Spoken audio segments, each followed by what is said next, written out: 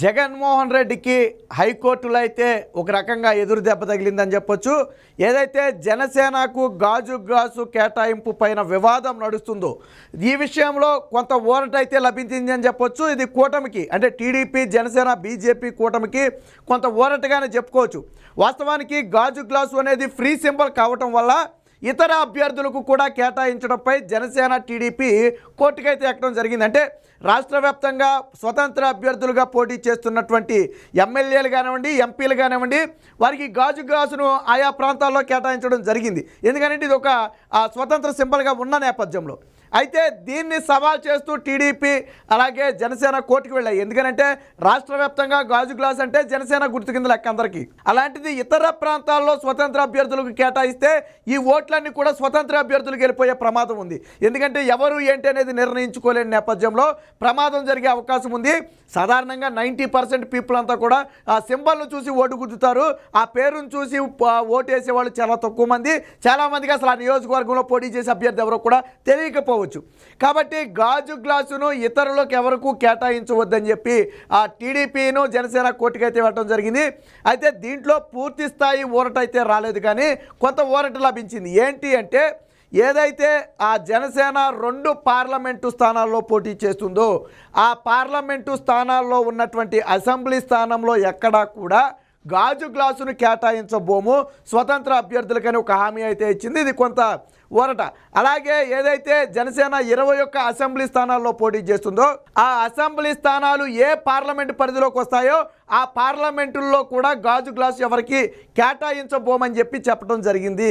అంటే పూర్తిగా కేటాయింపు అనేది ఆపటం అయితే కుదరదు, కానీ ఈ విధంగా కొంత ఊరటను కల్పించే ప్రయత్నం అయితే జరిగింది. బట్ జనసేన పోటీ చేయని ఇతర అన్ని ప్రాంతాల్లోనూ అన్ని పార్లమెంట్ల పరిధిలో కూడా ఆ గాజు గ్లాసును ఫ్రీ సింబల్గా ఎవరికైతే కేటాయించారో వారికే ఉంచడం జరుగుతుంది. ఒకవేళ జనసేన పోటీ చేసే ఈ 2 పార్లమెంటు పరిధిలో కానీ అసెంబ్లీ స్థానాలకు కానీ లేదా 21 అసెంబ్లీ స్థానాల పరిధిలో ఉన్నటువంటి పార్లమెంటు స్థానాలకు కానీ ఎక్కడైనా గాజు గ్లాసు కేటాయించి ఉంటే దాన్ని తిరిగి రివ్యూ కూడా మేము చేస్తామని చెప్పి ఎన్నికల కమిషన్ అయితే హామీ ఇవ్వడం జరిగింది. కోర్టు ఆ తుది వాదనలు విన్న తర్వాత ప్రస్తుతానికి తీర్పునైతే హోల్డ్ చేయడం జరిగింది. మొత్తంగా గాజు గ్లాసు వ్యవహారంలో కొంత కూటమికి ఆ ఇబ్బందికర పరిస్థితిలో ఉన్నప్పటికీ కూడా ఇది ఊరటని చెప్పుకోవచ్చు. జనసేన పోటీ చేసే 2 పార్లమెంటు స్థానాల పరిధిలో ఉన్నటువంటి దాదాపు 14-15 అసెంబ్లీ స్థానాల్లో ఎక్కడా కూడా గాజు గ్లాసును అయితే కేటాయించే అవకాశం ఉండదు. ఇదే సమయంలో 21 అసెంబ్లీ స్థానాల్లో జనసేన పోటీ చేస్తుంది. సో ఆ 21 అసెంబ్లీ స్థానాలు ఏ పార్లమెంట్ల పరిధిలోకి వస్తాయో అది 4 పార్లమెంట్లు కావచ్చు, 10 పార్లమెంట్లు కావచ్చు, 20 పార్లమెంట్లు కావచ్చు, ఏ పరిధిలోకి వస్తాయో ఆ పరిధిలోని పార్లమెంటు సింబల్ను కూడా గ్లాసు కేటాయించబోమని చెప్పి వాళ్ళైతే చెప్పడం జరిగింది. వాస్తవానికి పూర్తిగా కానీ జనసేనకి గాజు గ్లాసు కేటాయించి ఉంటే ఇలాంటి ఇబ్బందులు అయితే ఉండేవి కాదు. ఇది కూడా ఒక రకంగా జగన్మోహన్ రెడ్డి కొంతమందితో కోర్టులో కేసులు వేయించి దీని మీద చేసే ప్రయత్నం అయితే జరుగుతుంది. వాస్తవానికి ఎన్నికలకు చాలా రోజుల ముందే జనసేన తమకు గాజు గ్లాసు కేటాయించాలని చెప్పి ఎన్నికల కమిషన్కు చెప్పడం కూడా జరిగింది. బట్ ఎన్నికల కమిషన్ పూర్తి స్థాయిలో స్పందించకపోవటం వల్ల ఇప్పుడు ఇబ్బందులు వచ్చాయి. కానీ మేము మొదటే ఎన్నికల కమిషన్ దగ్గరికి వెళ్ళామని చెప్పి జనసేన అయితే వాదిస్తుంది. ఈ కేసులో టీడీపీ కూడా ఇంప్లీడ్ అవ్వడం జరిగింది. వాస్తవానికి ఈ కేసు అంతా జనసేన సంబంధించింది అయినప్పటికీ కూడా ఈ కేసులో టీడీపీ కూడా ఇన్వాల్వ్ అయ్యి మాజీ అడ్వకేట్ జనరల్ ఎవరైతే దమ్మలపాటి శ్రీనివాస్ ఉన్నాడో ఆయన కూడా వీరి తరపున అయితే వాదనలు అయితే వినిపించడం జరిగింది. సో హైకోర్టు ఏదైతే నిర్ణయాన్ని వెల్లబుచ్చిందో దాదాపుగా ఎలక్షన్ కమిషన్ కూడా ఆ నిర్ణయాన్ని వెల్లబుచ్చింది. వాస్తవానికి 24 గంటల సమయం కావాలని కోరినటువంటి ఎలక్షన్ కమిషను ఇప్పుడైతే ఈ నిర్ణయం అయితే తీసుకున్నట్టుగా తెలుస్తుంది. ఒక రకంగా పూర్తిగా ఫ్రీ సింబల్గా ఉండి గ్లాసును రాష్ట్ర వ్యాప్తంగా కేటాయించవచ్చు. ఎందుకంటే ప్రతి అసెంబ్లీ స్థానంలో కూడా ఇతర స్వతంత్ర అభ్యర్థులు ఉన్నారు, రెబల్ అభ్యర్థులు ఉన్నారు. కేవలం తెలుగుదేశం కూటమి లేదా వైసీపీ మాత్రమే పోటీ చేయరు. దాదాపు ఒక్కొక్క అసెంబ్లీలో 7 నుంచి 8 మంది నుంచి 10 మంది వరకు కూడా పోటీ చేయొచ్చు. బట్ స్వతంత్రంగా ఏదైతే ఈ ఫ్రీ సింబల్గా ఉన్నటువంటి గ్లాస్ ఉందో అది ఆటోమేటిక్గా కేటాయించడం జరుగుద్ది. సో ఇది ఇప్పుడు అతిపెద్ద తలనొప్పిగా మారింది. అక్కడ గాజు గ్లాస్ ఉంటే ఆల్రెడీ కూటమితో పొత్తులో ఉన్న నేపథ్యంలో గాజు గ్లాస్ ఉంటే కనుక కన్ఫ్యూజ్ అయ్యి గాజు గ్లాస్కి వేస్తే అక్కడ టీడీపీ పోటీ చేసినా బీజేపీ పోటీ చేసినా ఈ ఫ్రీ సింబల్ అయినటువంటి గాజు గ్లాసు ఎవరిదో చెందుద్ది.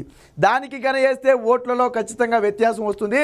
దీన్ని ప్రజల్లోకి బలంగా తీసుకువెళ్ళాలి అన్నప్పుడు సమయం కూడా తక్కువ ఎక్కువ ఉంది. అందులో పల్లెటూరు లాంటి ప్రాంతాల్లో పెద్దగా అవగాహన ఉండకపోతుంటో నేను మొదట్లోనే చెప్పా, ఈ రాష్ట్ర వ్యాప్తంగా జరిగే మొత్తం ఓటింగ్లో దాదాపు 80 నుంచి 90% ఓటింగు కేవలం ఆ పార్టీ సింబల్ని బేస్ చేసే జరుగుతుంది. For example Telugu Desam party candidate ఎవరైనా కానివ్వండి సైకిల్ సింబల్ను చూసే గుర్తుతారు. అలాగే వైసీపీ తరఫున పోటీ చేసేది ఎవరైనా కానివ్వండి ఫ్యాన్ సింబల్ను చూసి మాత్రమే గుర్తుతారు. అలాగే ఇప్పుడు జనసేన అంటే గాజు గ్లాసు అందరికీ వచ్చింది. బట్ ఈలాగా సైకిలు ఆ ఫ్యాన్ లాగా గాజు గ్లాస్ అనేది పూర్తిగా జనసేన కేటాయించబడకపోవడంతోనే వచ్చిన తిప్పలు ఇదంతా. ఏది ఏమైనా గాజు గ్లాసు విషయంలో పూర్తి స్థాయిలో ఊరట లభించకపోయినప్పటికీ జనసేనకి అయితే కొంత ఊరట లభించిందని చెప్పొచ్చు. అయితే అవ్వలేదు, మరి దీన్ని హైకోర్టులోనే దీని వాదనలు జరిగాయి. మరి అవసరమైతే దీని మీద చివరి సెకండ్లో సుప్రీంకోర్టు కూడా వెళ్ళవచ్చు. వాస్తవానికి ఏంటంటే గుర్తుల కేటాయింపు ఆల్రెడీ నామినేషన్ ప్రక్రియ పూర్తిగా ముగిసిన నేపథ్యంలో గుర్తుల కేటాయింపు అనేది ఆల్రెడీ ప్రారంభమైపోయింది. ఎందుకంటే అభ్యర్థులు కూడా స్వతంత్ర అభ్యర్థులు కూడా ప్రచారం చేసుకోవాలి. ప్రచారంలో తమ గుర్తుని వాళ్ళు ఆ ప్రచారం చేసుకోవాల్సి ఉంటుంది. ఈ నేపథ్యంలో గుర్తుల కేటాయింపు కూడా అయితే జరిగిపోతుంది. మరి ఇప్పుడు హైకోర్టులో పూర్తి స్థాయి ఊరట లభించలేదు కాబట్టి సుప్రీంకోర్టు తలుపు తట్టే అవకాశం ఉంది. ఇది వాస్తవానికి జగన్మోహన్ రెడ్డికి ఒక రకంగా ఏంటంటే గుడ్ న్యూస్, మరొక రకంగా బ్యాడ్ న్యూస్. పూర్తి స్థాయిలో జనసేనకి గాజు గ్లాసు ఇవ్వకపోవడం జగన్మోహన్ రెడ్డి గుడ్ న్యూస్.